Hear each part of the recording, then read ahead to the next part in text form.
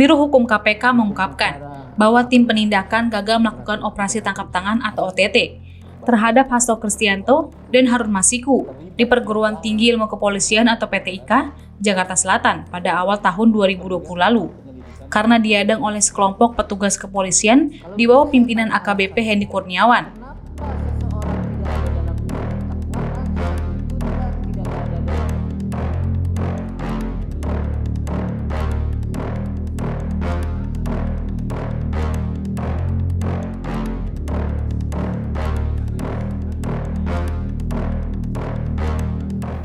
Hal itu disampaikan tim Biro Hukum KPK dalam jawabannya menanggapi permohonan pra-peradilan Hasto di Pengadilan Negeri atau PN Jakarta Selatan.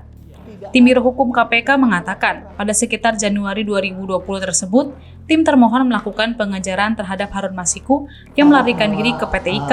Pada saat yang sama dilakukan pengejaran kepada Hasto Kristianto yang ternyata menuju PTIK, di mana lokasi tersebut sama dengan posisi Harun Masiku.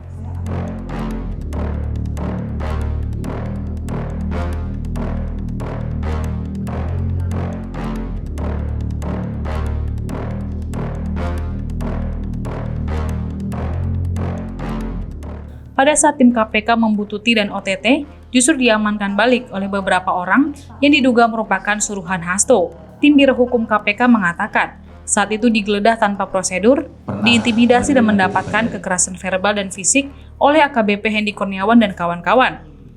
Bahkan, alat komunikasi dan beberapa barang milik tim KPK tersebut juga diambil paksa.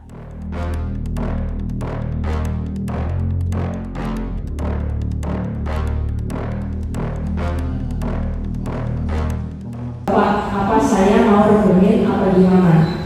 Harus bilang, Bapak muncul sekarang, saya tunggu di dekat Tuku Umar, naik motor aja. And bilang, ya Pak. Harus bilang, yang di pompa bensin dekat Hotel Sofyan. And bilang, oh cukup ya. Harus bilang, sekarang berangkat ya. And bilang, ya. Atas perintah pemohon tersebut, Harun Masiku hilang dan kabur sampai dengan saat ini dari ditetapkan sebagai daftar pencarian orang atau DPO termohon. 5. Bahwa pada sekitar tanggal 8 Januari 2020 tersebut, tim termohon melakukan pengejaran kepada Harun Masiku yang melarikan diri ke Komplek Perguruan Tinggi Ilmu Kepolisian atau PTIK. Hal ini juga sama dilakukan pengejaran kepada pemohon yang ternyata menuju PTIK, di mana lokasi tersebut sama dengan posisi Harun Masiku. Pada saat tugas termohon membuntuti dan akan melakukan tangkap tangan, tugas termohon malah diamankan oleh beberapa orang atau tim lain yang diduga merupakan suruhan pemohon di PTIK tersebut. Sekira pukul 20.00 WIB, tim termohon yang terdiri atas 5 orang ditangkap oleh segerombolan orang di bawah pimpinan AKBP Hendy Kurniawan, sehingga upaya tangkap tangan Harun Masiku dan pemohon tidak bisa dilakukan. Petugas termohon malah digeledah tanpa prosedur, diintimidasi dan mendapatkan kekerasan verbal dan fisik oleh Hendy Kurniawan di KK. Alat komunikasi dan beberapa barang yang petugas termohon tersebut diambil paksa, kemudian diminta keterangan sampai pagi jam 04.55 WIB. Bahkan petugas termohon dicari-cari kesalahan dengan cara dites urin narkoba, namun hasilnya negatif, dan baru dilepas setelah dijemput oleh Direktur Penyidikan pemohon. 6. Setelah gagal menangkap tangan Harun Masiku dan pemohon, tim termohon menuju ke kantor DPP PDI Perjuangan untuk melakukan penyegelan ruangan, tetapi dihalangi oleh petugas keamanan. Kemudian tim termohon kembali ke gedung KPK untuk melaksanakan ekspos perkara tangkap tangan ini dengan pimpinan KPK dan struktural penindakan. Bahwa di dalam forum rapat ekspos, tim KPK yang melaksanakan OTT sudah memaparkan rangkaian peristiwa secara lengkap dan rinci, termasuk peran pemohon dalam konstruksi perkara tersebut. Tetapi pimpinan saat itu belum menyepakati menaikkan status pemohon sebagai tersangka karena menunggu perkembangan hasil penyidikan. Pimpinan KPK pada saat itu kemudian mengganti satgas penyidikan dengan satgas penyidikan lainnya.